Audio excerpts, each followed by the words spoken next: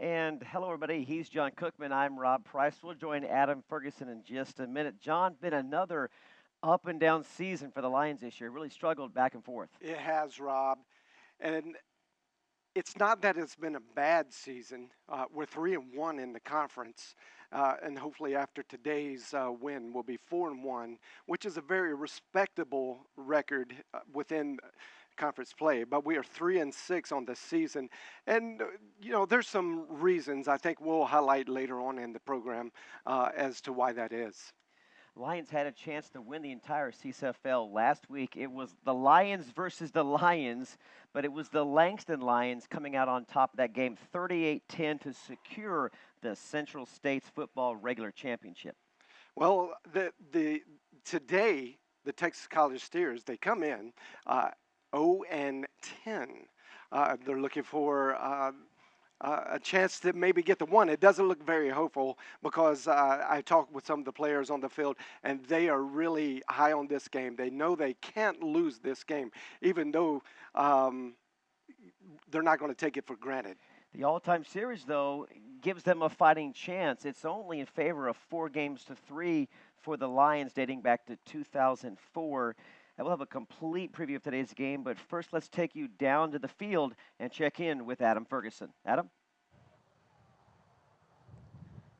Thanks, Rob. As you can tell, it is a cold day here today in Waxahachie. It's about 45 degrees, but with a pretty good wind chill, it brings it down to about 35. And speaking of that wind, it might be a factor in the game today as it's blowing across the field from the top of your screen to the bottom of your screen. So we'll see how that affects maybe the passing game today in this game against the Steers. I talked to a couple of the SAGU players in the locker room before the game. They have their hopes high. They came off a loss to Langston last week, but they're coming out with a fire to beat the Steers today, try to end the season on a high note and get a win with some momentum into next season. Back to you, Rob. He looks freezing cold out there, John. Man, it's cold. It's got to be like 35 degrees out there. I thought he would tell us. I think with the wind chill, it's nearly freezing. Well, the Lions do need to play the game, even though they're a heavy favorite. And there's three things we'll pull out for you right now. The Lions will need to do to win. Number one, John, they need to invite the air attack. 4 different Steers quarterbacks have tossed 23 interceptions and thrown for just 6 touchdowns all season. Number two, keep pounding the rush. James Hopkins out for the last game, but there's Troy Griffin, there's Ricky Bickham. They've both proven themselves as reliable runners all season long. And finally, number 3, don't take these Steers for granted. Texas College may only average 7 points a game, but the Lions must stay aggressive, play to win, and win big. Prove you can dominate a game from kickoff to the final horn. What about the Steers? Well, Texas College, if they have any chance today, I have 3 keys to their game if they plan on winning or making this even respectable. And not just one of 3 or 2 or 3. They need to put all 3 of these together. First of all, they need to control the clock. They only average 7 points a game. So with so little points, you have to actually control the clock, Right. Keep the ball out of the hands of the opponent. Number 2, they have to prevent the run. SAGU running attack is very potent, very strong. So they're going to have to work really hard to prevent that run. They allow the opponents 286 yards of rushing every game. And number 3, they have to do the unexpected, the unusual. Okay, what do you mean? Trick plays. All the sudden change plays they have in the playbook, they need to become part of the standard role of each call today. They have to take the Lions off guard and put them out of sync. And that could include, sounds like you're saying, maybe try some onside kicks, go for it on 4th down, do something that's Absolutely out of the ordinary. Yeah. Fake punts. Yeah, As you would say, they need to try a fake fumble. The fake fumble. He never forgets that. Well, let's check in now with Adam Ferguson, who's standing by with the Lions head coach Jesse Gotting. Adam. Thanks, Rob. I'm here with head coach Jesse Gotting. Now, Coach, you're playing a team today that has lost 15 games in a row. What do you have to do to not overlook the Texas College Steers today? Well, we've been talking to our team all week long about that, and focus, do what you can do, don't try to do too much. Let's make sure that we're good today and we're getting better even at this point in time of the year. Now, with a win today, what kind of momentum would you be able to carry on into next season with a couple of young players on your team? Well, I think it's very important for us to finish well and finish strong, and for us to feel like as a team we're getting better coming out of this. That will help us going into the spring workouts and spring ball and into next fall. Now, your players have played well in conference. You have a handful of players who could get elected to the first team all conference. What do you have to say about a couple of those players? Well, you know, we do have some guys that have done real well. Offensive line, Peter Corkin's already been a first team all conference lineman for a couple years. Troy Griffin, James Hopkins, both those guys have played well. Of course, Dylan has, he was first team last year as a wide receiver. He has better stats this year, and I hope that teams recognize that and that we get some of those guys honored. Thank you, Coach. Back to you, Rob. Thanks, Coach. Thanks, Adam. He looks cold too, but Oh, it's good. man. It's a great day for It football. is. Looking at last year's matchup, Lions won this game 38-15, but actually led the game 38-zip in the fourth before some late scores. Griffin rushed for 50 yards, had 2 touchdowns. Golson, he's a great quarterback, All-American, 13 for 18, 212 in the air, 3 touchdowns, no turnovers last year. Lions were very efficient and very effective all game long on the road at Tyler. What about Well, the Steelers? As you said, Rob, they had shut them out pretty much the whole game, 3/4 of the game, and that was due to a potent defensive stance. Ethan Eastwood, Jeremiah Mott had outstanding games. Ethan Eastwood with 9 tackles, Jeremiah Mott with 8 tackles. So if we could put together another defensive kind of stand game today, it's going to look very strong for the Lions. Look at some key players for both ball clubs. Now, beginning with SAGU, let's begin with the quarterback, C.J. Collins. Impressive overall stats from this true freshman who won the starting job back in August. 1,789 yards, 12 touchdowns, 7 picks, 53% passing percentage. With a strong performance today, Collins could be named to first team all conference. Number 2, Ethan Eastwood, second in the CSFL in tackles per game, needs just 11 to get that century mark for the year. We'll be tracking his stats all game long for you.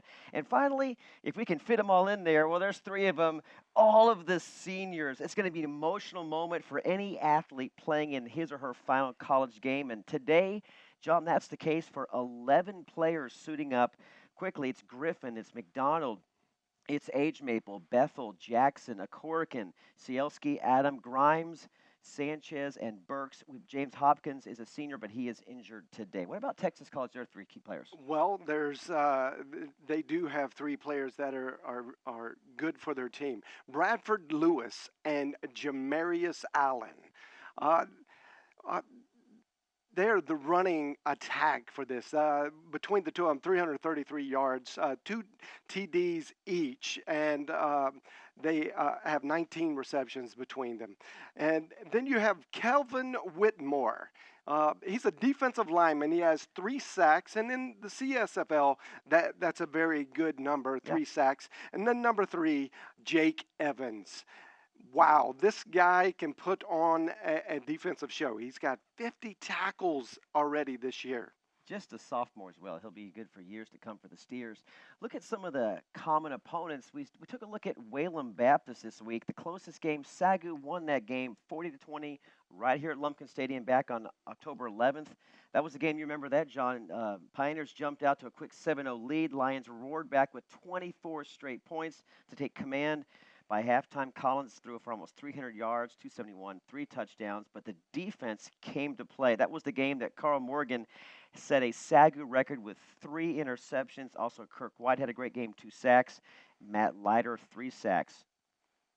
And they also played the Pioneers. Texas College played the Pioneers. Played one of the best games of the season. It was their for best them. game, even though it was a tough loss. It was a tough loss. I think it was 34-8. But nonetheless, they're sitting at 0-10. So today they would love to be able to break that 10 losing streak. That 26-point loss was unfortunately the smallest margin of victory that TC has allowed this year. So they've really struggled all season long, and they want to finish on a strong note. So, again, SAGU cannot take this game lightly. We're just a few minutes away from kickoff. Any final thoughts on today's game in the bigger picture of the whole program itself for Southwestern, John? Well, I still think that the Lions are on the move up. We've talked to some of the players, some of the coaches this week, and next year's returning offensive line seems to be outstanding. Here's an opinion, an op-ed You're piece. always full of opinions. Well, if you tweak the schedule just a little bit and you maybe put a Haskell and a Texas College in front of your schedule. Early. Early. Teams that you potentially usually win against. And then now you're tuned up and you're in the flow of all the new plays, all the new defensive, all the new strategy that's coming at the players from the coaches. And now that you're warmed up, you're going to obviously do better in the season. I think easily this season could have been 7-3, maybe 8-2. Wow. Well, next year they could build on this season with a big win today. I think the Lions should win this game by at least 25, 26 points, but college football is a crazy sport, It and is. they And say it's for the cold. NFL, any given Sunday it is cold, and Saturday, any given Saturday, anything can happen. Because we can talk to the cows come home, the stat sheet can say what they say, but you've It's got true. to play the game on the field. You So do. we'll bring that action to you right now. Coming up next, stay tuned. It's about time for kickoff here in the SAGU Sports Network. We'll be right back. And it is time for kickoff here at Lumpkin Stadium. You see Chad Deeren there ready to get things underway for the Lions.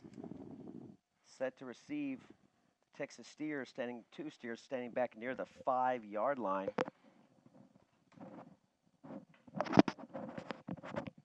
And it's Chad Deeren with the kick. We're underway.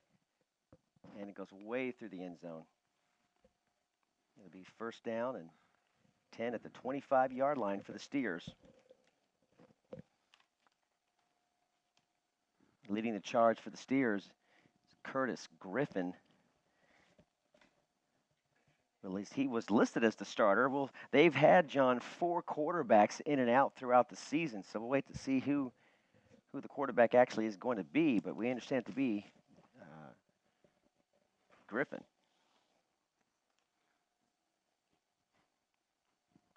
And Griffin it is from the shotgun. Sends a man in motion. Handoff up the middle, and that gets a couple, not much. Good stop for the Lions. It's a great stand. Corey Sherman on the run. Or check that, Edward Burns on the run. Number 4. Be second down and 7 for the Steers.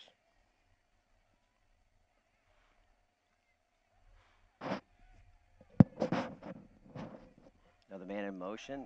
Looks like the exact same play, John, and it got about the exact same yards, 2 or 3 yards, to bring up third and about 4 or 5. Zach Jackson. Jackson chiming in early. Look at this again. Jackson just getting the penetration near the line of scrimmage. Will bring up 3rd and 5. First possession of the game for the Steers.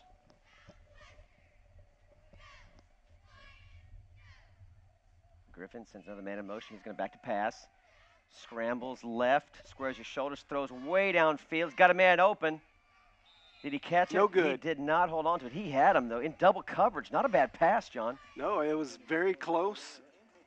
We'll see it here on the replay. He breaks out, scrambles. Safety came over to get help. Boy, there was a spot there. There was a little hole there. It could have been He hauled judged in. it right. I think it hit the receiver's hands, and this cold weather, Rob, is going to take its toll on these receivers. It's tough to catch a ball in the cold. And a whistle before the snap on 4th down in a punting situation. Could be delay of game. Let's wait for the referee to make his call here. Dead ball foul. Substitution infraction. 12 on the offense. 4th down. I'll just back them up even more. Put the ball back on the 25-yard line.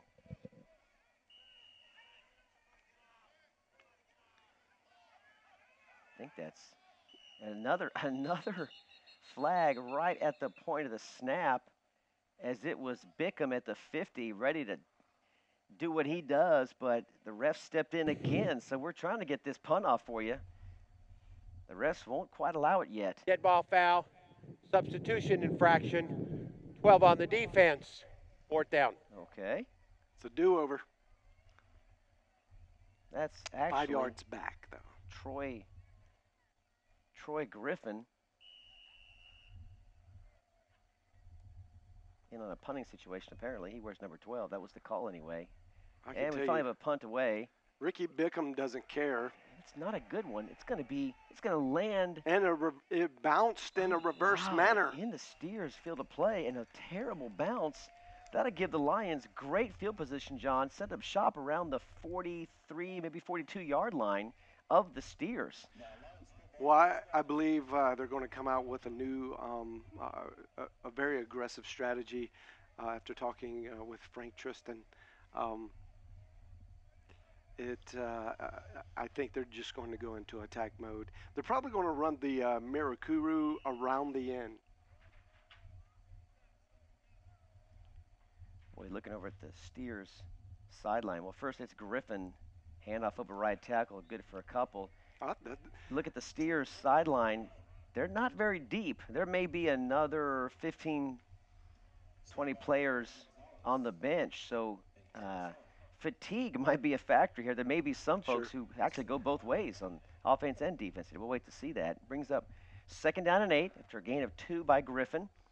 C.J. Collins, the true freshman, out of the shotgun, takes a snap. Hands off to Griffin. Stutter steps, wait, he's got room. 1st down and more. Down to the 27-yard line. Nice rush from Griffin, the senior.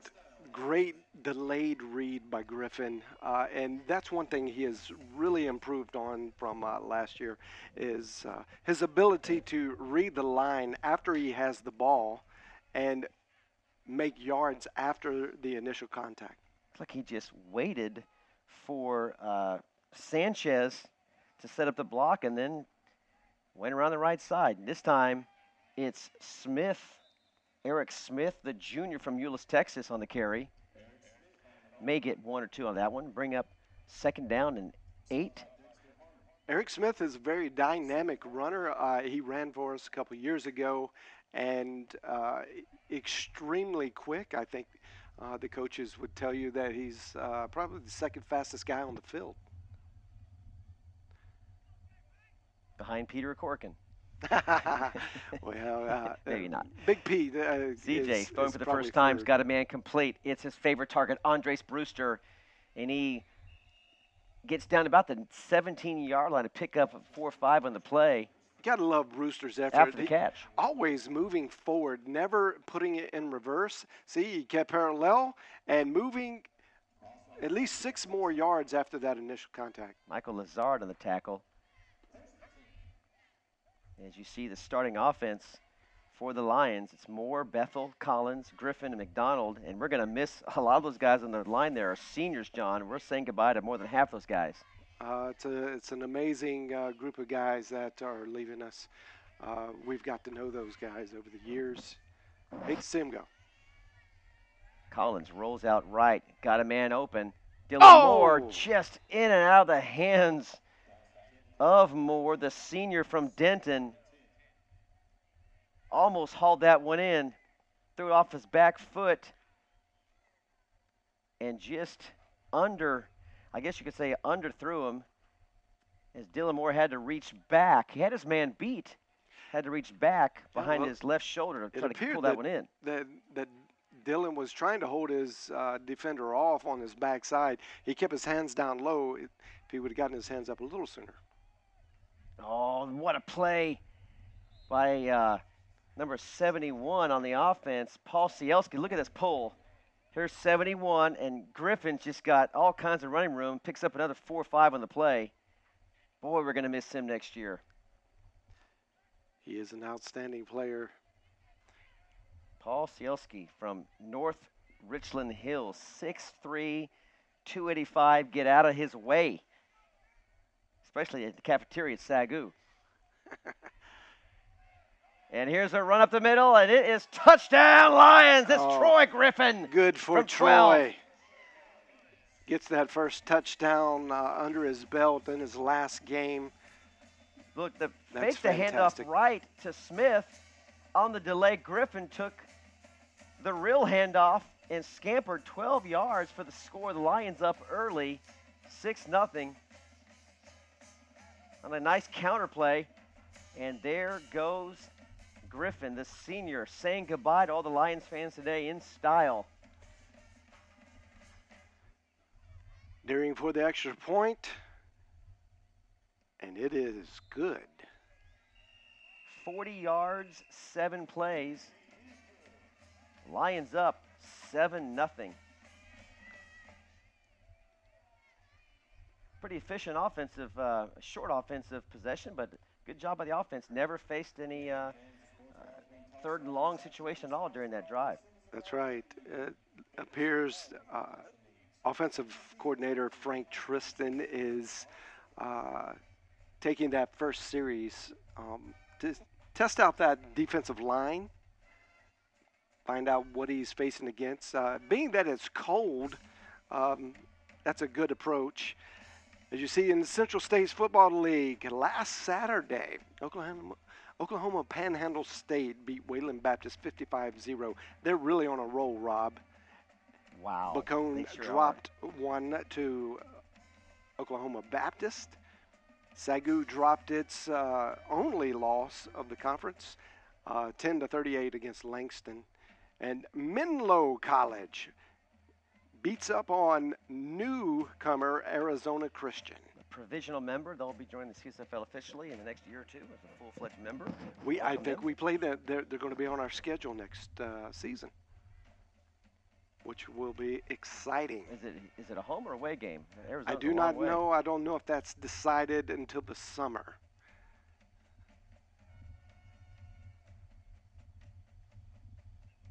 In other sports, the basketball Lions off to a good start. I believe is it 3-0 or 4-0? I know they're undefeated. 4-0 now. That's right. And had a healthy win this past Thursday against St. Thomas, a former Red River foe.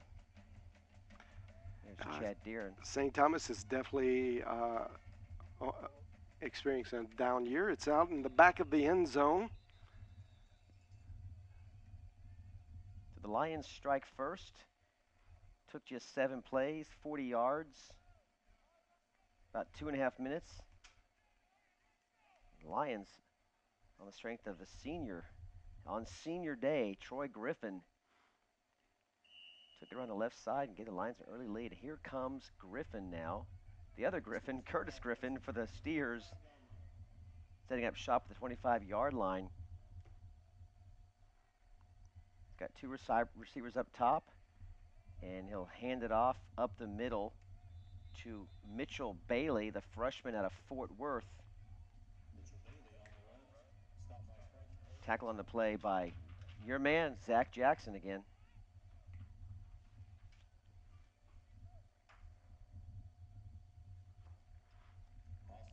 Bring up 2nd down and 9.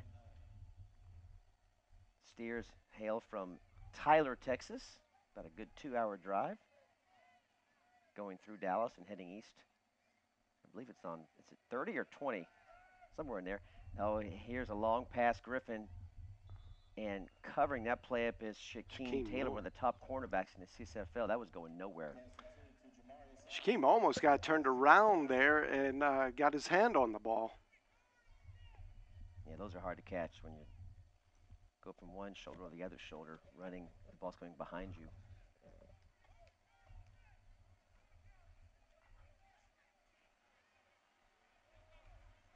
And bring up 3rd and 9 for the Steers. Griffin back to pass, scrambles, rolls left, throws left, pass incomplete. Bring up 4th down, and out come the punting unit. Be sure to keep up on all the social media sites that we can offer you here at SAGU. Stay connected. You see it right there. Facebook, SAGU Sports Network. Twitter feed, SAGU Sports Net. And then Instagram, SAGU Sports Network, as well as our YouTube channel, same name. Keep up to date of all the data, stats, pictures, information on all the sports here, Southwestern. Bickham back at his own 45. Punt. It lands again in Steers territory. It rolls just past the 50, where the Lions will set up series number 2. That drive lasts just 1:48. Just got 10 yards, well, really 9.5. 4 plays and out, 3 and out for the Steers. And they are struggling to finish their season on a high note. Like John said, 0-10, and they've had some pretty rough games throughout the season. Quite a few shutout blowouts, and they're a young program. They'll be improved. So the Lions will set up near midfield. It's Collins now getting into play from the sideline.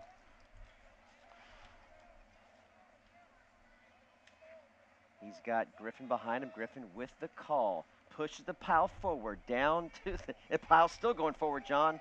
It's a scrum. Get me out of there. I'm happy up here. Oh, the Steers say they've got it. The Steers are claiming that they have picked up a loose ball. Wait to see. It's kind of hard to figure out what happens when there's a scrum, if a fumble is a true fumble or not. You know, a lot of hands are going for the ball in that moment. Mitchell Grimes really grinding it out there. I don't think he realizes the ball's out. He's just trying to move the pile forward. Yeah, they'll keep it right here with the Lions. They've got the ball. 2nd down and 3 is play.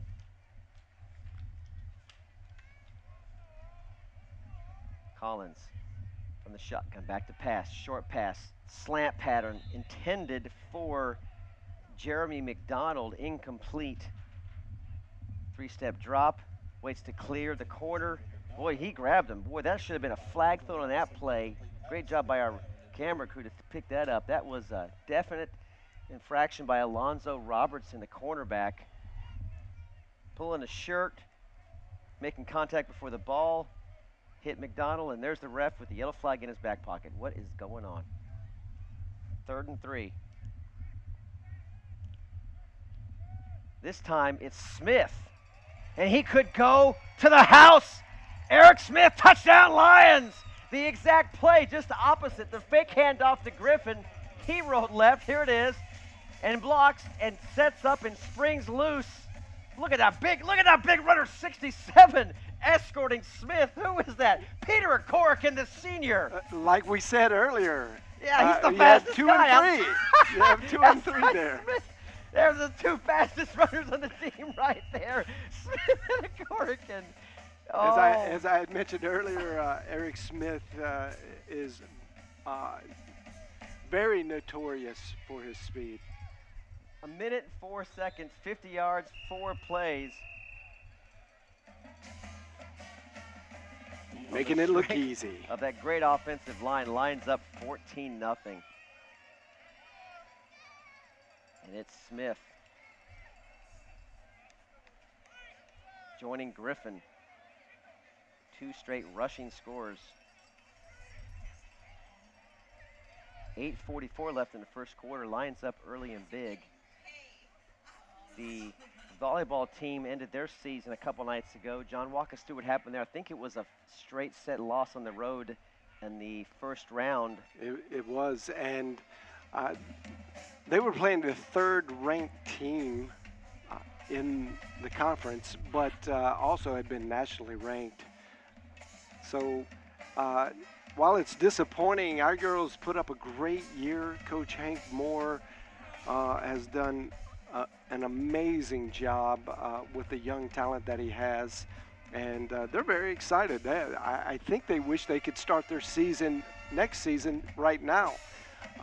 They played Oklahoma Baptist really well last week, took a set from OBU, and then lost the next 3, but that's a big step ahead for Coach Hank Moore's team to hang with teams like OKC and Oklahoma Baptist. Again, the SAC at the Sooner is much tougher than the Red River, and there's still those adjustments that they're making, but they will be back. Hank Moore is too good of a coach. Oh, I can guarantee you that. So it's going to be Deeren kicking off from 35. Steers down 14-0. They've been looking at a deficit all season long.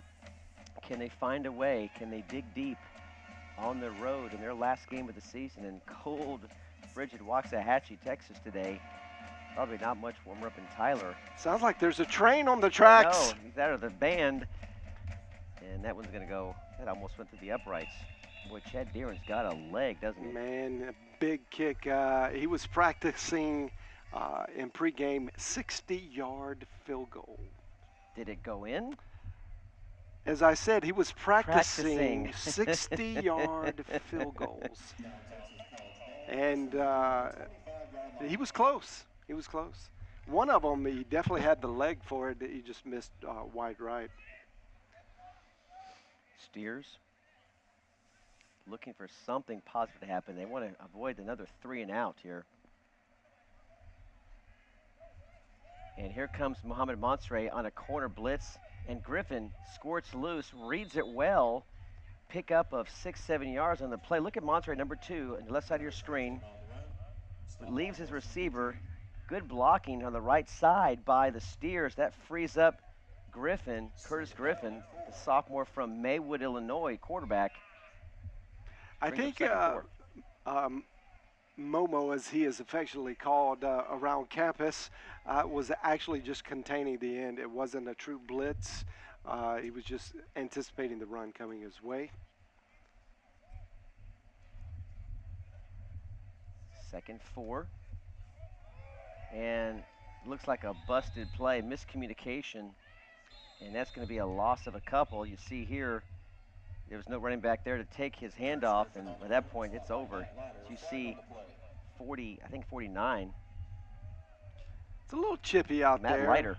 I think when you're an 0-10 and you're trying to get the proverbial monkey off your back, well, it's probably hard to keep the emotions in check. And when things don't go your way, you can find yourself, you thought you went to a football game, but a boxing match breaks out. He had some nice form there. I don't know if we had that on the replay, but he had the left hand up in front of his face. We're not sure what the flag is, though. Well, it was a punch to the face. That's what the flag was for.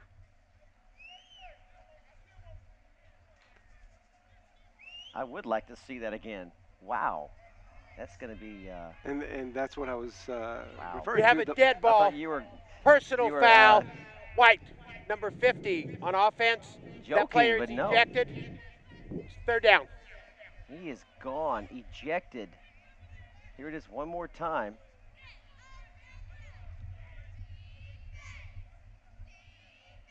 And here he comes. Boom. Number 50 in the right little side right-left cross, number 50. We don't even have his number on the roster, unfortunately. That's probably why he threw the punch. It goes from 48 to 51, so we can't give you a name. Other than that, player will be sitting the rest of the game. 3rd down and 22. Remember, I had referred to the unusual and unexpected. It didn't mean that. Griffin airs it out, Big right play. side.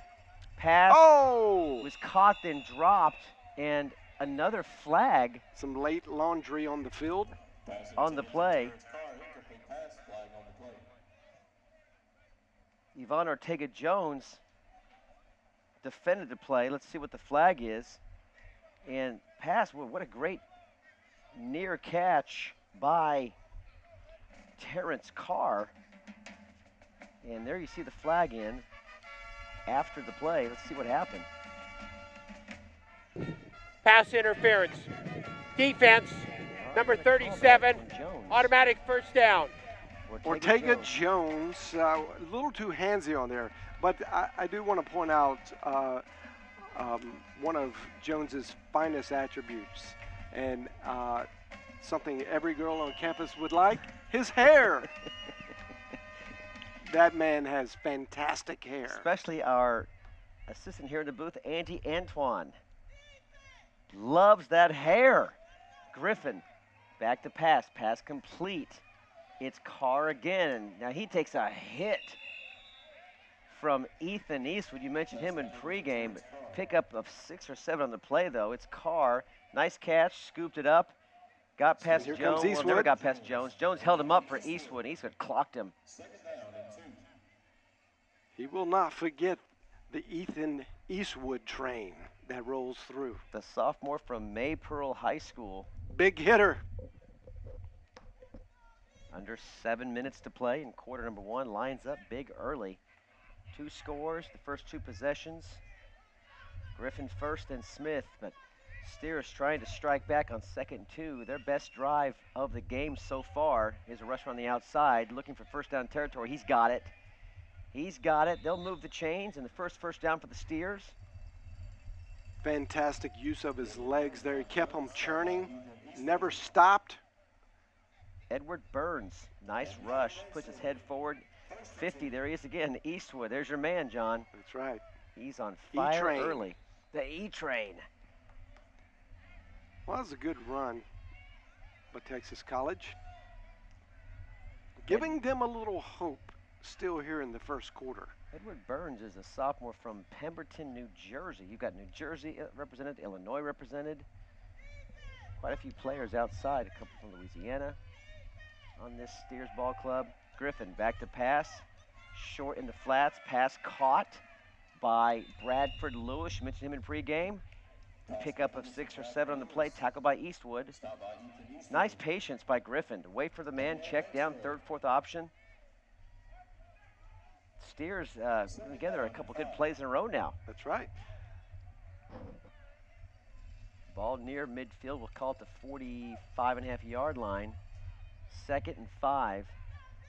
5:30 remaining, quarter number 1. 6'1" sophomore quarterback in the shotgun. It's a handoff up ahead. Great run. Philip Callier, he's got running room and blockers, still on his feet, down to the 22-yard line before Jones was able to haul him down. Look at that big hole. Great job by the offensive line, and off to the races goes Callier. Well, that offensive line made that play work. Morrison on the stop, actually, Deontay Morrison.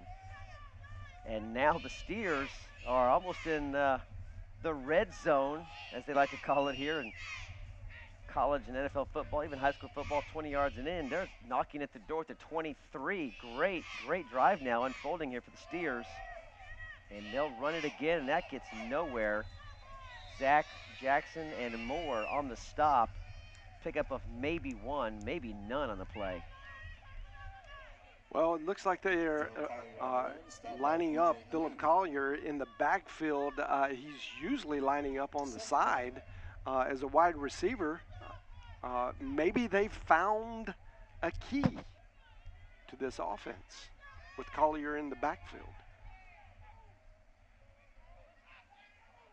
He's listed as a wide receiver, but ran that ball. Sophomore from Silsbee, Texas. Pass Look out. complete. Screen pass. Pickup of a couple. That's Bradford Lewis, the junior from Pittsburgh, Texas. Not Pittsburgh, Pennsylvania. That's our buddy on the field, Adam Ferguson's home stomping grounds. Pittsburgh, Texas. Pickup of 6 or 7 on the play. And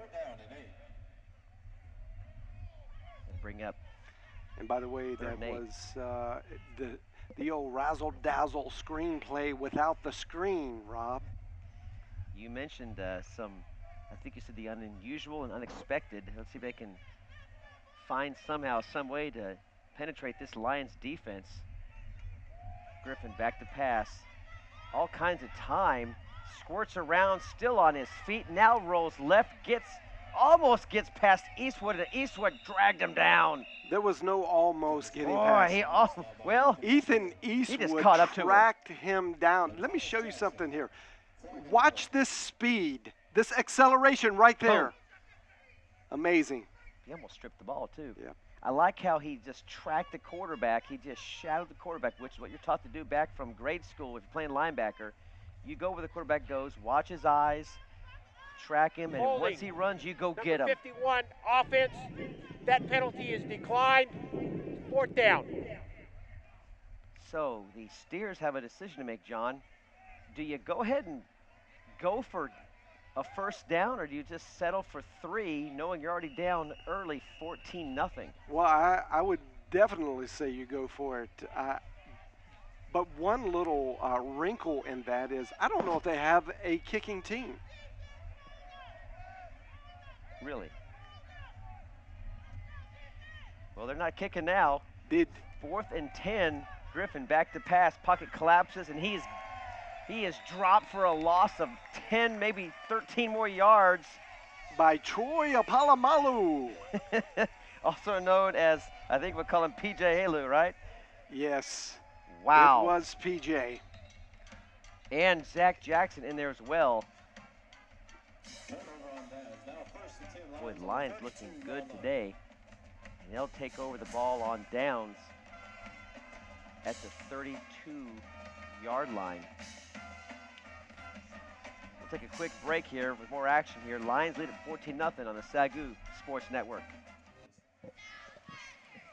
And that film you just saw, that spot's going to premiere, scheduled to premiere March 2015 right here at Waxahachie. In fact, I think we can see the theater from here, John, the Showbiz Cinema Theaters in their 4K SDX theater. Looking forward to that premiere event in March. It's going to be a great film. That sounds exciting. Oh, there it is. Look at our camera crew on it. About a mile away. Meanwhile, back to the game. First down. And Troy Griffin still on his feet into Steers territory. A pickup of a bunch. 25, 26-yard pickup. Ball down now at the 45-yard line. Pickup of 25 yards. Brewster. Moseying. Top of the screen. Yeah, moseying to the top of the screen. Collins on 1st and 10. Hands off to Griffin. Who else? The senior. And he pushes the pile forward for a gain of 5 more yards. And the Steers' interior defense not giving up very much resistance here, John. Stop by Michael Lazard. Second down and 5. The Lions with a win today will finish 4-6, but like you said, it would be 4-1 in the CSFL. They've already technically wrapped up second place, whether they win or lose today, based on some head-to-head competition with OBU and WBU. So second place is wrapped up, but you want to win it outright. You don't want to win on some kind of tiebreaker. So that's the Lions' motivation today. Well, this year was going to be a tough year to win it because Langston University is so good. They are very, very good. I'm hearing reports that that team, who's ranked number 17 in the nation, see on the screen there, might be moving up to another level of play. Well, that is rumored. Nothing in concrete yet, but the inner circle info that's being passed around is that these guys are headed for a big change. Collins got a man open. Caleb Shelley hauls it in and keeps running in perfect stride. What a throw by Collins, the freshman to the senior, over his left shoulder. Scoops it, hauls it in, Caleb gets a few Shelley. extra yards. He's a big boy. And he's very talented, has incredible hands for a big guy. Reminds me a bit of Rob Gronkowski. Oh, please. Mr. Patriots fan has to name drop one of his boys. Hey, Just nothing because wrong with your being cousin is Steve Grogan and played quarterback for the Patriots, you got on the bandwagon early. I get it. Meanwhile, Griffin, actually, it's Smith. Check that. He rambles and squirts down to the 8-yard line. Eric Smith getting a lot of time in the lineup today, and it's paying off. He's a great runner, incredibly quick, That's knows the how to same get play. yards. That's the same play he scored on earlier, where Griffin took the fake handoff and blocked on the left side, leaves room for Smith to go around to the right, and we'll keep that same two-back setup, 25 on the left of Collins and Griffin to the right. Griffin back to pass, quick pass. Oh, an almost amazing catch if he'd have hauled it in was number 14, Dylan Moore. the senior. Right over the top of coverage, John. Had a hand on it and hit his helmet as the ball jarred loose from his fingertips. Well, Dylan Moore is another one, another big weapon, and always a threat for a big play. And I would expect before the day's over, we're going to see Dylan Moore in the end zone with the ball. 3rd and 4. And it's Griffin down to the 4-yard line. Maybe good enough for a first down. It's going to be close. Will they bring the sticks out? That's going to be really close. I think he's short. I think he's going to be just a little bit short. They're labeling it 4th and 1. No, actually 1st and 4. 1st and 4. Oh, 1st and 4. It's a direct snap to McDonald and drops his head and touchdown Lions. The senior Jeremy McDonald. I see a theme. Let's get the seniors in the end zone on this great senior day here at Lumpkin Stadium in Waxahachie, Texas. Jeremy McDonald, the senior from San Antonio, puts the Lions up. Point pending, 21-0. I love the thoughtfulness of Frank Tristan's offensive play calling today. 2:47. Time expired. 70 yards, 7 plays. The Lions are about to be up 21-0, and they are just that.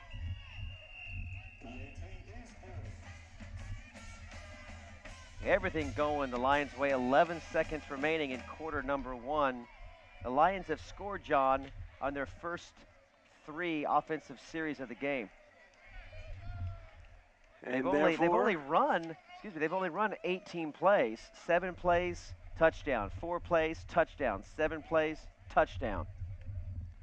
Well, they're averaging about 1.23 points per play. Very perceptive. Make sure you can also pass the word around to your family and friends. You can watch today's game on your television now. Just search for live stream on a Roku device, and you can find all the action here on SAGU Sports Live on the SAGU Sports Network. I tell you, Rob, I've watched that on the old Roku. Looks good, when doesn't it? I've been out of town, and it looks fantastic. We are the NAIA leader in live, high-definition internet sports broadcasting. Streaming so to what you in what else do you 1080. expect? Well, I don't think we would expect anything less. But it may take some of the viewers by surprise. Glad to have you in the booth today, filling in for our regular fella, Brian Garrison. You usually are calling the shots in another room, but what's it feel like to be on the other side, having the stress-free world of a mic in your face? Isn't it fun? Haha. Or are you sweating bullets right now? The guys are doing a great job for you in the booth. They are. I've got one of the best crews in the world. I'd put these guys up against any professional crew out there. Here come the Steers from just inside the end zone. Around the 25, spins, taken alive down to the 30, or still alive, down to the 30-yard line, 31-yard line. It's Philip Callier. Not a bad return from the sophomore. It's a great return. We already see that Collier has a lot of talent, a lot of speed, and he can read what the defense is actually doing. He picks up a lot of yards. Chad Deeren, the kicker, was in on that tackle. Not afraid of little action, little no surprise. No contact. Surprise. He's being punished just a little bit because he is the best kicker on the team. They won't let him line up on the defensive line, but he'd love it. Here's Collier again. Why not? And tackle from behind by Michael Umfenauer, and that brings us to the end of quarter number 1. It's Lions up 21-0. Let's take you down to the field now and check in with Adam Ferguson. Thanks, Rob. I'm here with senior cheerleader Dion Burnett. Now, Dion, you're at halftime. You're going to be honored for your career here at SAGU as a cheerleader. What's it like to be cheering in your last home game as for the Lions? It's definitely bittersweet. It's a happy thing because you think I finally got to this point. I'm a senior. I'm getting to move on with this part of my life. But at the same time, it's a sad thing. You're going to miss just the regular days of cheering and times with the girls. So. Now, if you had to pick one moment in your SAGU career that has been your favorite, what would that be? That's hard to say because I feel like there's so many great things that have happened, but really one of my favorite moments is the game actually from this semester where it was really hot and then it rained. It was absolutely awful and we had makeup and our hair was crazy, but it was just one of those moments where we got to kind of bond and say like, it was awful in the moment, but now we can laugh about it. That's Dion Burnett. Back to you, Rob. Thanks, Dion. Thanks, Adam. Boy, she's a brave one. Her and her crew out here in this cold weather.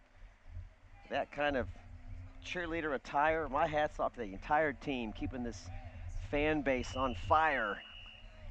Enjoying a 21-0 lead as quarter number 2 is set to get underway. Griffin, quick pass, screen, complete. Pickup of maybe one. Jamarius Allen on the catch, the senior from Beaumont, Texas. Nice play by Shaquem Taylor. To wrap him up, he's a Mesquite out of, or he's a junior out of Poteet Mesquite, or I guess say Mesquite Poteet is the right way, high school, just up north here in the DFW area. Had a great freshman year and backed it up with another good year last year, having a nice season this year as well, Shaquem Taylor. Now Griffin's got a roll out of the pocket, on his feet, asks for a blocker, gets it, still on his feet, and runs out of bounds near midfield. Nice blocking play downfield by his receivers as the pocket collapsed to the right, and there goes Griffin. And look at the block by number 18. The receiver allowed Griffin to get a few extra yards. Bradford Lewis on the block at the far side. First down, Steers. Ball at the 47-yard line into SAGU territory. Steers turned the ball over on downs last time, forsaking a field goal attempt. John's not sure there is a kicker. And by the way, if you're down 14, you might as well go for points anyway. There's a runner on the outside. I just think, you know, you've got nothing to lose. You need to score a lot of points, and field goals are not going to do it. Michael Uffenauer with the stop for the Lions. And there's a penalty on the play against Texas College. That'll back up, negate that running play.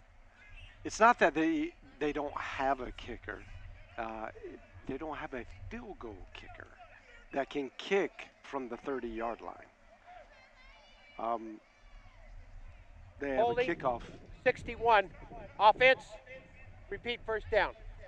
They have a kickoff kicker and a punter, but I'm pretty sure they're not confident enough for Outside him of to kick PAT a distance. 40-yard field Sure. goal. That could be the case all day long for the Steers. First down and 19 now for Texas College. Man in motion, it's Collier.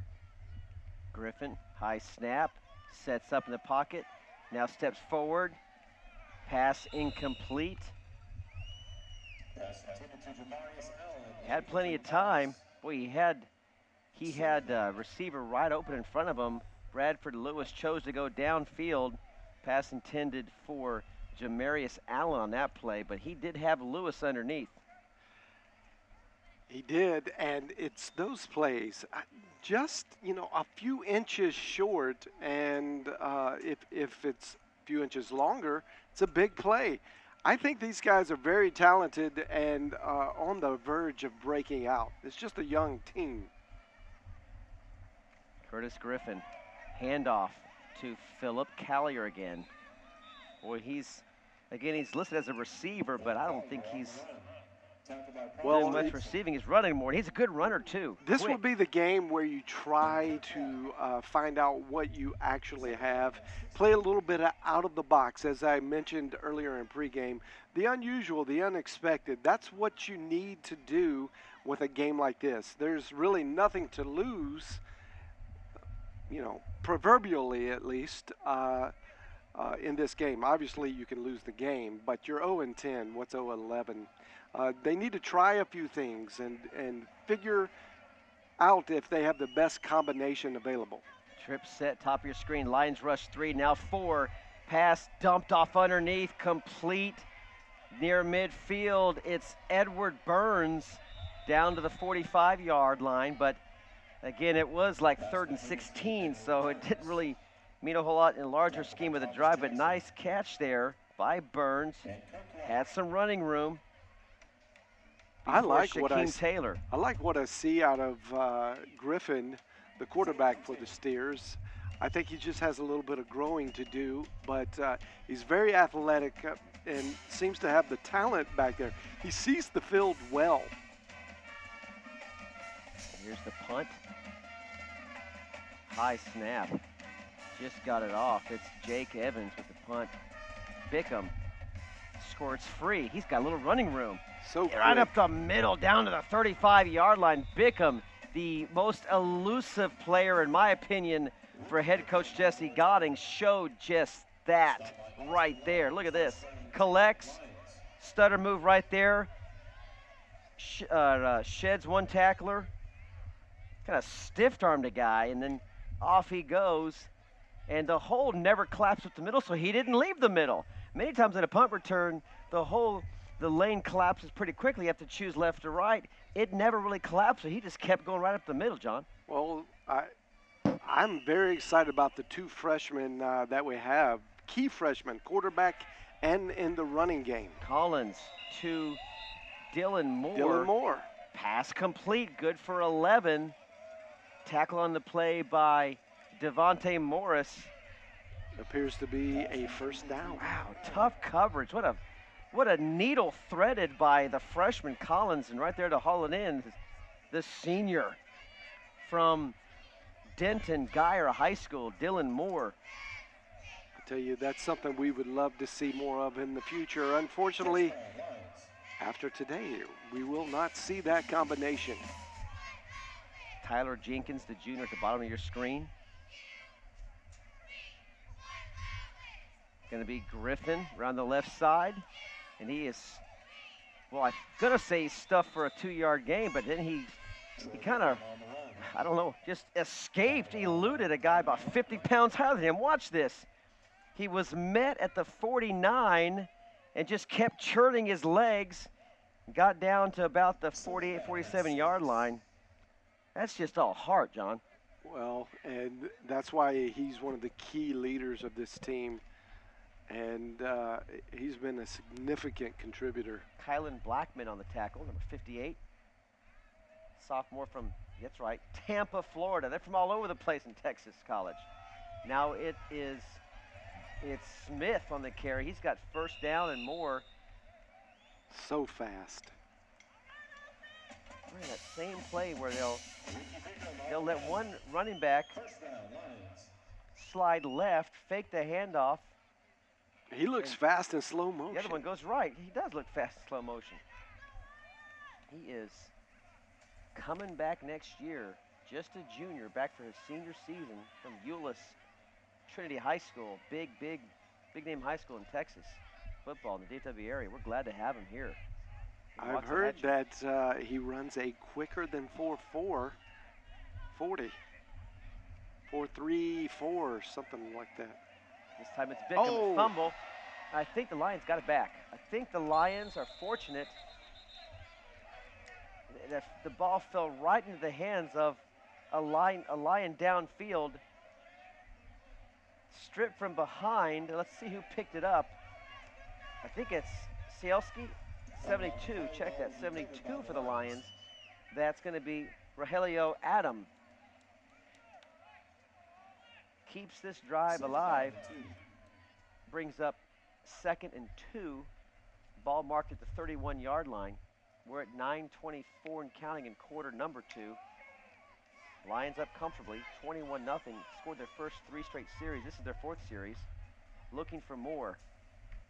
Griffin, stutter step, skips into the secondary.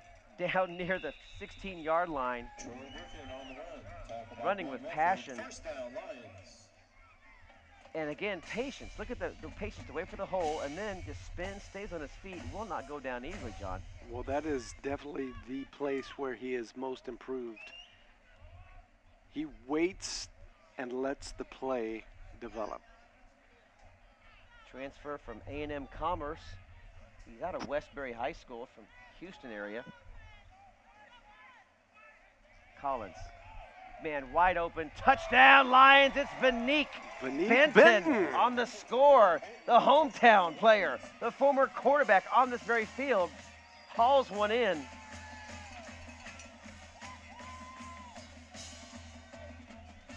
About a 20-yarder. It was about a 20-yard touchdown play. It was. Vanique Benton on the score. 3 minutes and 1 second, 87 yards. Again, there it is, 7 plays. Once again, the Lions up 20, call it 28-0. 4 straight series, 4 straight touchdowns. And it's Vanique Benton, the sophomore. He can play some quarterback still, listed now as a wide receiver today. Well, we may see a trick play or two that I know the Lions have in the menu, with Vanique coming around with a handoff, but actually ends up passing the ball. 8:46 remaining. Lions up big. As you see, looking ahead to the next sport we'll be covering for you in the SAGU Sports Network. It's Sooner Athletic Conference action with SAGU basketball coming your way. November 15th, Indiana Wesleyan, 2 p.m. That's when the women get going there. And then Jarvis Christian, the 15th for the guys in Hawkins, Texas. Those games have already Little side note, Indiana played. Wesleyan is nationally ranked. Maybe in the top 10, I believe. Well, check that. They're playing today. Check that. They're on schedule today. In Bartlesville, Oklahoma. It's a classic up at Oklahoma Baptist, I believe. Check that. These games are right before we bring you broadcasts. A correction there. We'll have all the action for you beginning in January. Let those games finish up, then we'll have, I think, 10, 11 games to bring to you in the spring semester. The Lions basketball. Kick is short, taken near the 19-yard line. It is Allen, Jamarius Allen, still on his feet, dragged down finally near the 44-yard line. Good starting field position for the Steers.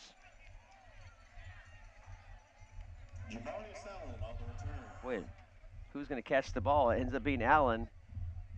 Nice move around the outside. Clear space, good block downfield. To the 45. 45-yard line. 44. So the good position for the Steers. Let's see if they can make the something Steers happen. have been right on the red zone, the edge of the red zone already today. So they've shown that they can do it. Curtis Griffin, back to pass, rolls left. Tucks it, throws it away. He's out of the pocket, so there'll be no intentional grounding call.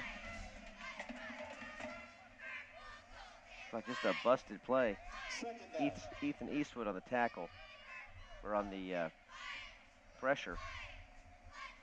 Well, instead of taking the sack, it looked like he did the smart thing and got out of the box, threw it out of bounds.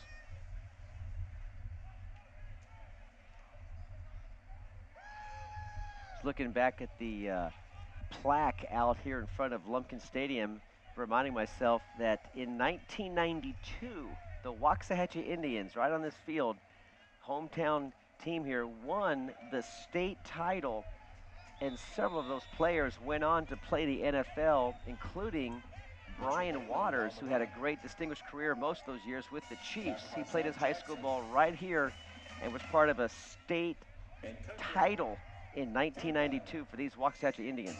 And Brian Waters, a little side note, alum of Waxahachie ISD, actually went to the Super Bowl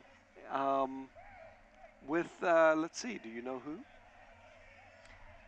I think knowing you, it's probably the Patriots. He did. He went to the Super Bowl and lost against the Giants. And here is Griffin scrambling ahead, gets the ball near midfield. Towards the tail end of Waters' career, he was traded, or I'm not sure he was released and picked up by, but either way, he landed with the Patriots. What now, was that the first or second Super Bowl that they lost to the Giants? So there were two there. The second, second one. 2011.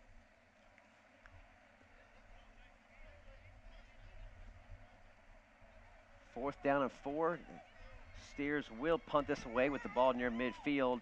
It's a low snap, a lot of pressure, and blocked. And the Lions will get the ball right almost at the same spot of the line of scrimmage where the snap happened. Kind of a combination of a bad snap and, yeah, it was blocked right up the middle. Try to get a number for you. That's 16, or check that, 46, sorry, 46 on the play, which is Clay Trotter, the freshman out of Mustang High School, showing his special team skills for head coach Jesse Goding and company.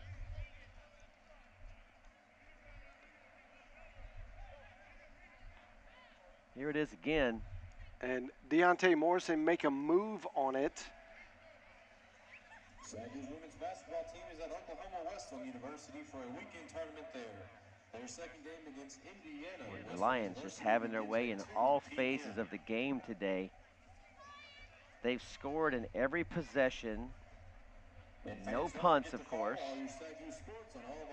You've got two seniors who scored, Griffin and Jeremy McDonald. Local hometown hero Vanique Benton scored, and toss in Eric Smith with probably the most impressive score of all four. He scored the second touchdown. And three of the 4 scores, John, have been 7 plays. And all running plays, right? Well, you had the Vanique Benton 20-yard reception there at the end. That's right. The wide open left corner toss from Collins to Vanique. That was their longest drive, 87 yards. Took up the most time, 3 minutes and 1 second. Very methodical. Here's the replay again. It's partially, the defense and partially just a poor kick. But Clay Trotter was the closest man on the action to get the ball deflected. 7:02 remaining in quarter number 2.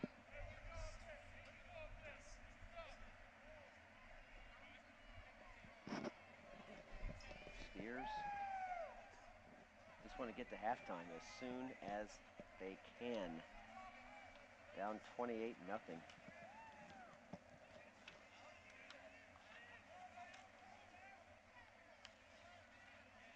Here comes series number 5 for the Lions. Right near midfield. Let's see if they can tack on another one. Collins, back to pass, play action. All kinds of time, still on his feet. And he's finally wrestled down for a 2 or 3 yard loss as the pocket just collapsed. You've got about a 3-4 second window to get rid of that ball at most at this level of play in college. Tackle on the play by number 52, Curtis Hunt, freshman out of Dallas, Texas. Pretty much a good secondary sack by the Steers as they had all the receivers covered, at least enough for Collins not to feel comfortable to throw the ball. He's only had 7 picks all year long, John. Here's Smith again, tackled from behind, but not after a chunk of yards is picked up. He's got a first down. Eric Smith. making his time very effective today. Michael Lazard on the stop, right at 10-yard marker. It'll be 1st and 10. They'll mark it at the 38-yard line. It's going to be a pass to the end zone, going deep. And I am totally you're wrong. Totally wrong. That's okay. Still another 10 yards, 11 yards, another 1st down for the Lions. I think again, here comes a late flag. It's Smith. Again, I think they've run that same play, my goodness, at least 6, 7 times, 8 times, and the Steers just cannot stop it. Well, Rob, if it ain't broke, don't fix it. But here it looks like the Steers are rejoicing over that call. It's going to be against the Lions. It'll negate that. Nice pickup by Smith.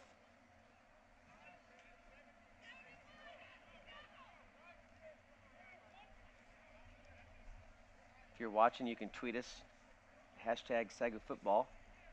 Let us know your thoughts, how the game's going. SAGU Sports Net on Twitter. We have a dead ball, unsportsmanlike conduct. Number 71 on the offense. That's enforced at the end of the run. They made a 1st down. It's going to be 1st and 10. Okay. So it's Paul Cielski on the infraction, but it was after the end of the play, so Smith will get to keep his yardage. Senior. Well, that's hard to believe. Mild-mannered Paul Cielski. North Richland Hills product. Ball's backed up to the 42-yard line. Collins back to pass. Throws downfield. Pass intended for Dylan Moore. Great defense. Pass intended to Dylan Moore. Incomplete pass. Good job by good coverage, Jackson Watts. Devontae Morris.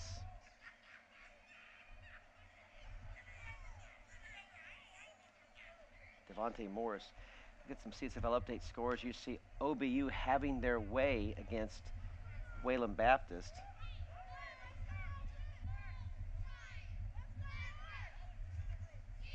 And here's Griffin on the left side. And there's Mr. Patience, and then he goes, and he's down to the 30-yard line. But you got that cross handoff pattern has become a staple diet of play calling for offensive coordinator Frank Tristan. Like you said, John, until they stop it, they're not going to stop calling the play. Toss in a few occasional passes, but another flag, and now that's 2 straight penalties called against the Lions here in this drive. And that just negates another nice run by Griffin. Well, it looks like we have 2 cliches facing off against one another here.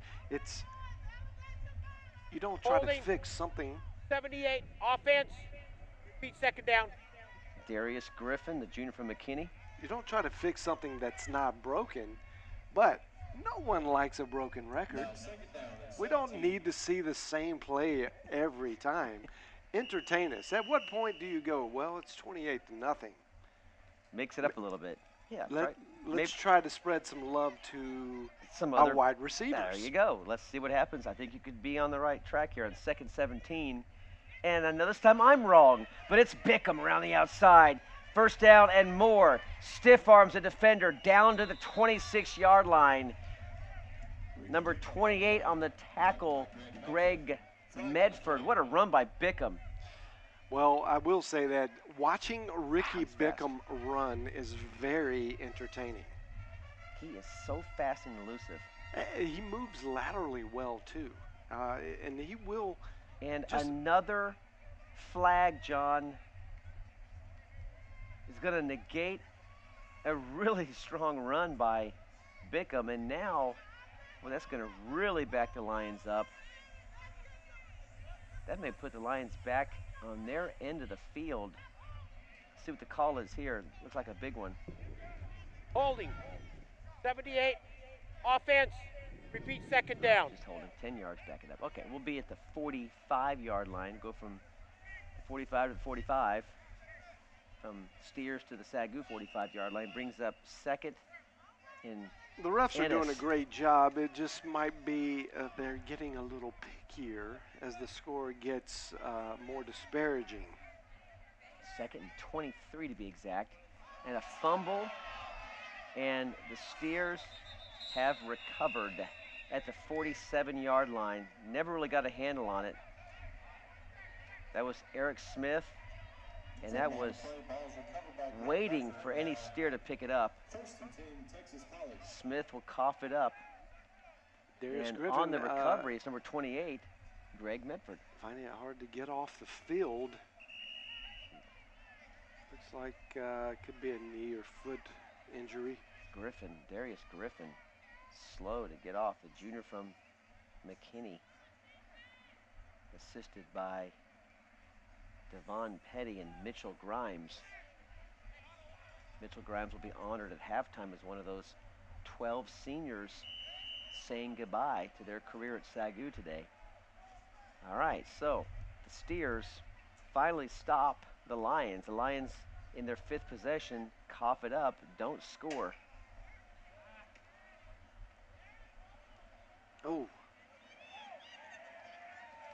Not sure what kind of pass that was out of the backfield. It looked a little broken. And the result was -4 yards.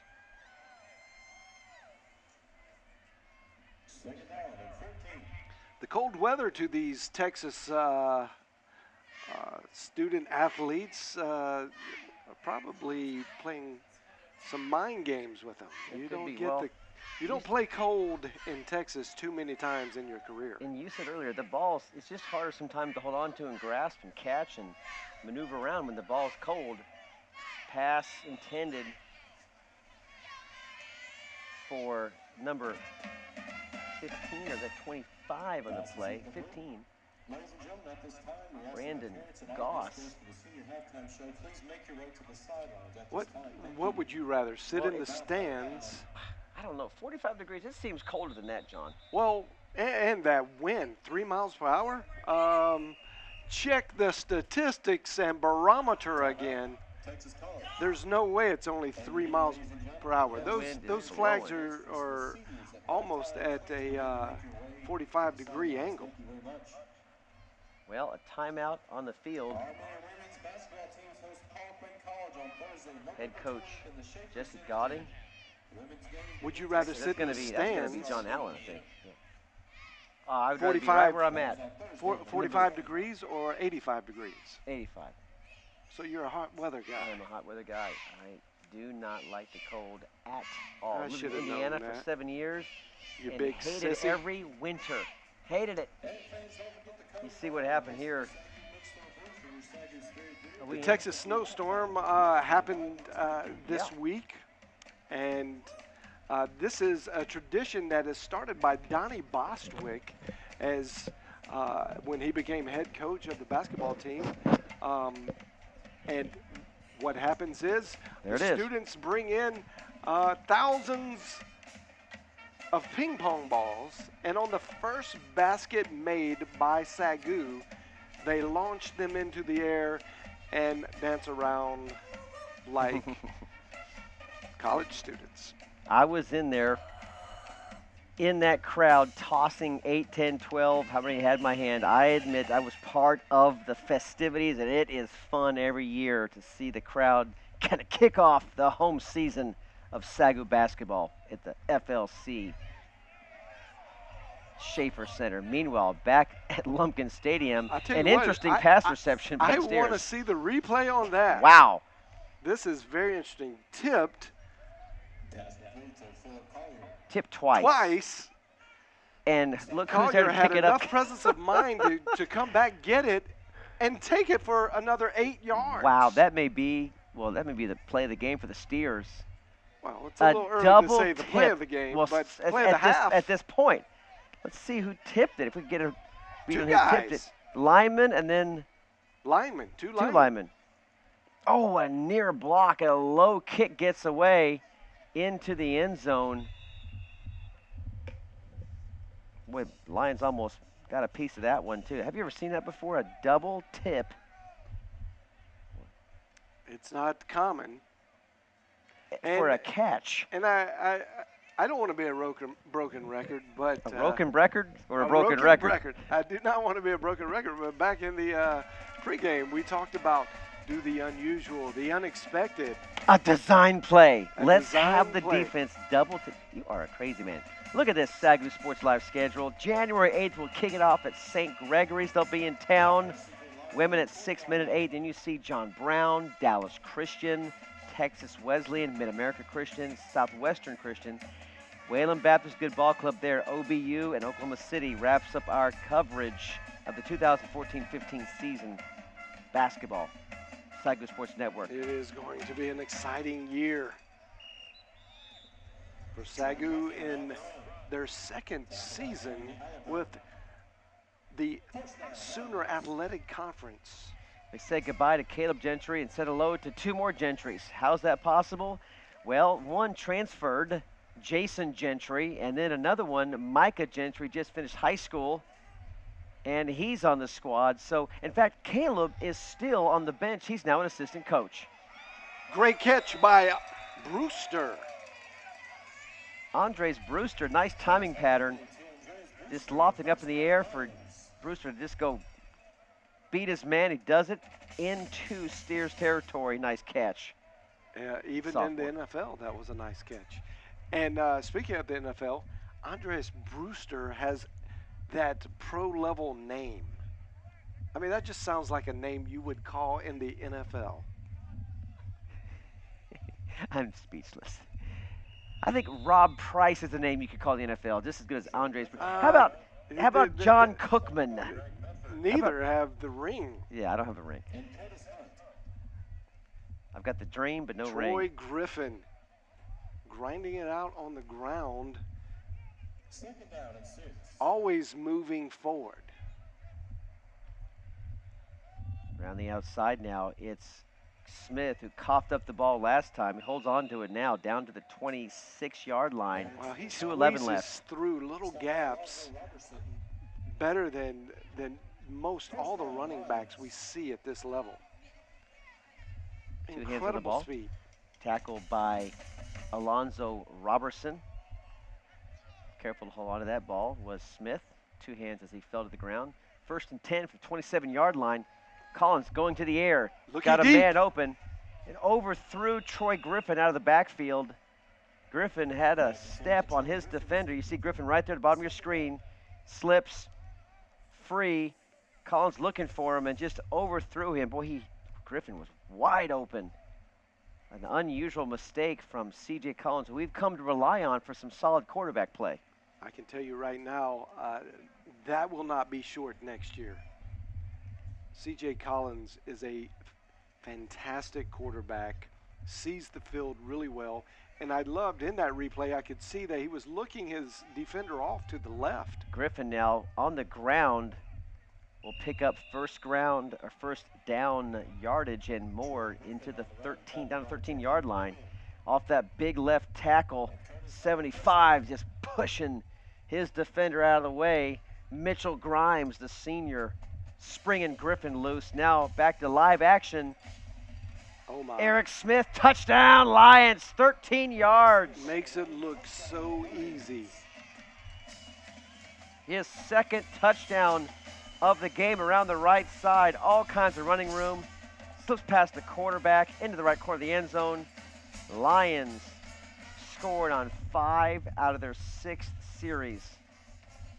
If I had one word to describe this half, I'd have to steal it from an old Mario Brothers game. Okay. Ground pound. We have really been grinding it out on the ground this whole half. 2 minutes, 12 seconds. 75 yards, 8 plays. Lions up 35-0. Just good offensive blocking downfield. I love that. Blocking also Sanchez around the right side. Just keep a man in front of you until the whistle blows. Sanchez, another senior, saying goodbye to his career at SAGU, going out in style. So the Lions up 35-0. the Lions' offensive line is really no joke this year. Um, I know they wish it could have turned out a little better on paper as far as the statistics of wins and losses. Um, and as we talked about a little while ago, you tweak a schedule here or there, and I think that you wind up with a massively different win and loss record. Let's say you take a Texas College team, Play them first. not to take away anything from Texas College, but they're a newer program, a little bit smaller, and you put them in the front of your schedule instead of ending up. And it's a great tune-up game. It's a great game to see what you're made of, and you can absorb mistakes much better than when you play a Bethany. That's a very big challenge for SAGU. The only catch is with Texas College being in the CSFL, does the CSFL determine that schedule, or could SAGU request Texas College in the first game of the conference? You know, Bethany is a non-conference team. This is a conference team, so it would be good to play them, but perhaps you couldn't play them until game 1 of the CSFL. But your point is still made, and that is, oh, here's a short kick, real short kick, and field at the 30-yard line. Is, you know, do you want to play Bethany in game 1, or maybe game 3 or 4? I can tell you, no. I don't want to see the SAGU Lions playing Bethany in the first game of the season, or Howard Payne. Two programs here's the that schedule. are Walk notorious. us through the schedule, John, and how you think the Lions could maybe have tweaked this or something to do for next year. Well, to conserve the number of weeks that you can play, you fit them in a 11-week season. You play 10 games. Right. They removed one of our longtime rivals in Haskell College, and Haskell, you know, good program, but they were known to us as our homecoming game. Right. Pretty much a guaranteed win. Well, I think that we revisit that. Go put Haskell first, Texas College second. You've got 2 tune-up games, and then by the time you hit Bethany, you've worked out some of the kinks. And if you go back and you look at Bethany College and you look at Howard Payne, the first 2 games, what was the theme for the Lions in those 2 games? And that was turnovers. 3 turnovers in each one of those games. Painful. It's very painful. You take any one of those 3 turnovers out, and you have a really close ball game, and most likely would walk away with the win. Those were away games, so you know we've played games here in Waxahachie at this stadium, mistake-free as far as turnovers are concerned. When you see those games played by SAGU Lions, you see a W next to their record. And I think those 2 teams, or those 2 first games, are games that you have to be able to absorb turnovers, because you're going to have them.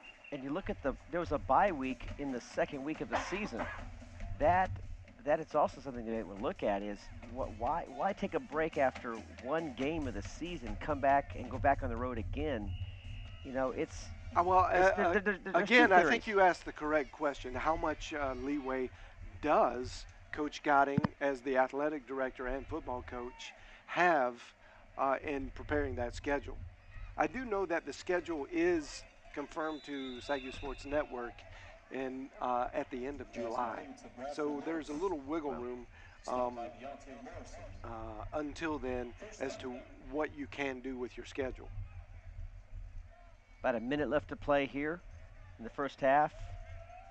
Steers on 1st and 10, wrapped up in the backfield for a sack as the whistle blows. And number 40 is driving him back. That's Kirk White. We mentioned him a bit in pregame. He's a junior out of Dallas, Texas, out of Life Oak Cliff. And he will be a significant returning senior to this program. So the Lions, next year. even if they lost this game, which they're not, they'll end up 4-1. But had they lost, inconceivable, Oklahoma Baptist would they win, and so would have Wayland.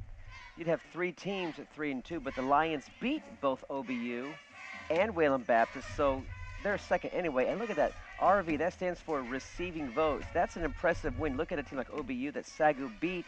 I think it was 30-20 that game. And yeah, look at their overall record, John. 7-3. That's a quality win SAGU had back, I think it was October 18th. Which really 11th. speaks to the schedule design. I think if you can prepare your schedule to be what you want it to be, they really need to look at having a couple tune-up games. You have to be able to absorb the kinks that come with early play, Right. and that is turnovers. 59 seconds remaining. Second down and 16. Ball at the 39-yard line.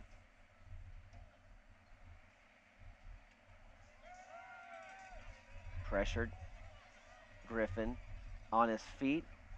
Picks up a couple. Griffin scrambles around really well. He makes it look so easy.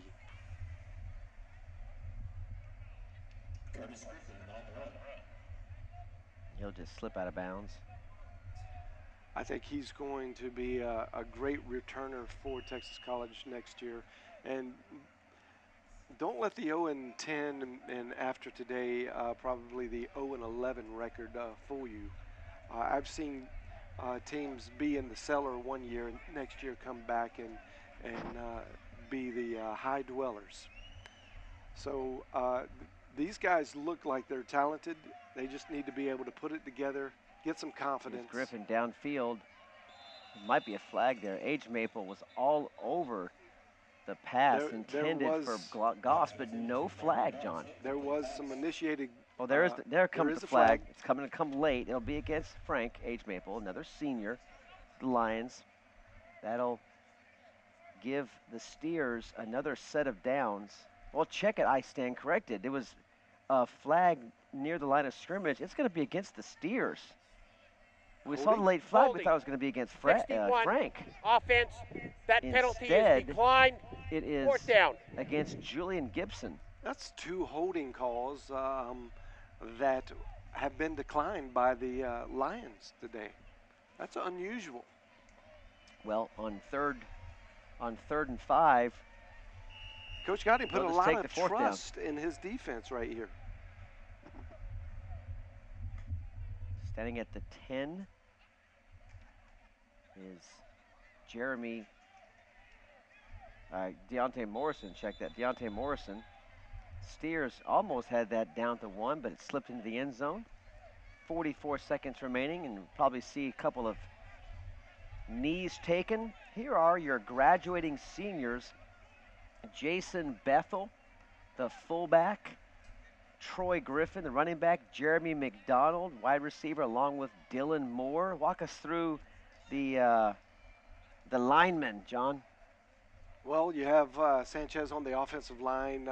Zach Jackson, he's a defensive end, has had a great career. And by the way, a little side note again for Zach Jackson. Semi-pro wrestler. Get out. He is. Against Sting, those guys? No, but there is a small minor league wrestling league here in Ellis County that he participates in. And then you have Jeff Howarth. He's been a great linebacker here for the Lions. And then the big boys. We Well, are going to don't miss leave out these Frank five. H. Maple, defensive Frank? back. We were just talking about Frank. Frank's incredibly gifted as a cornerback. Please reset the clock. Griffin, the 41 seconds. and company saying Started goodbye right. to 41 seconds. how many pounds? Let's get our statistician on that at halftime. We're going to get you how many offensive lineman pounds we're saying goodbye to. Someone write that down for me. Griffin, Akorkin, Adam Grimes, and Cielski. We're going to get you guys some numbers. We are losing some serious weight on the line this year. You would think this would be such a significant loss. That's your offensive line. That's your senior leadership in offense and the great protectors. For Collins. Logically, you work that out. You go, how in the world are the Lions going to come back and protect C.J. Collins. Don't know. If I'm C.J. Collins, I am worried sick all summer. Here we go. Oh, well, first here's Griffin down to the 38-yard line. There it is. You've got a Corkin, senior, Sielski, senior, Adams, senior, Grimes, senior. Four linemen gone. And 1, 2, 3, 4, all 4 of them are north of 300 pounds. And Here it is. Here it is. Walk us through this, John. Fighting in the trenches, the SAGU line, 305-pound average of that line. And in this graphic, you contrast that against the Texas College D-line, which is 263 pounds as an average. So 1,220 pounds, 1,220 pounds C.J. Collins has to replace in front of him. Well, it's not his job. It's the job of John Outland and Frank Tristan and, well, mainly Jesse Gauding, I should say. But offensive coordinator Frank Tristan will be in that decision-making as well. Look at the second team for the SAGU offense on the line. A 300-pounder freshman, Jacob Carlson, he'll be back. Another freshman, 270-pounder, Austin Lovin. Another freshman, Devin Petty, 290. And then also saying goodbye to Sanchez. He's a senior. So you got 3 freshmen on the second team. Should they all return, should give Collins some help. Hopefully, of course, Collins is a freshman too. So if they all stay together, they could have a good 4-year run. And I predict they will have a fantastic 4-year run, or another 3-year run.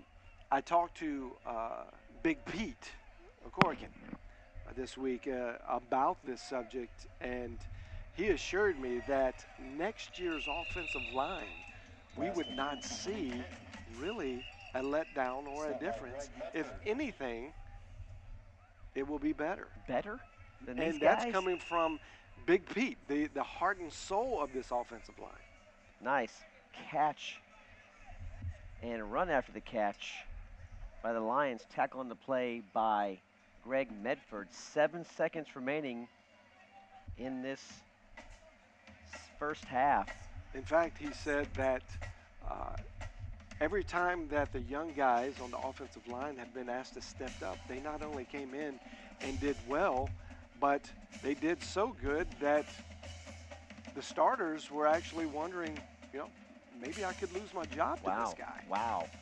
If it wasn't for the senior leadership, there might be some position jockeying. Well, I see no sophomores or juniors on either the first or second unit on the line. It's either a senior or a freshman. So if they stay together, this team could really gel under Collins' leadership behind him. 7 seconds remaining. Will the Lions take a knee? Will they try to toss one in the end zone? They got time for 1, maybe 2 more plays.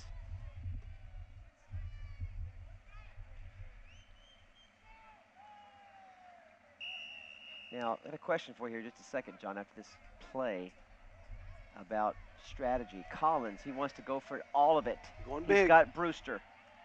And out of bounds with no time remaining. We've reached halftime, 35-0. Question I have for you, John, is you're up 35-0. You don't want to embarrass, or belittle the opponent, but at the same time, is this a game where you can pad your stats? Because Collins could be up for first team all-conference. Well, of course. If the numbers are padded, it's really hard to say, Rob. We'll see. Yeah. The future will show us. Let's take a quick break here in the SAGU Sports Network. Your halftime score, 35-0. Lions own it. Can they own the second? We'll find out. Second half. Be right back.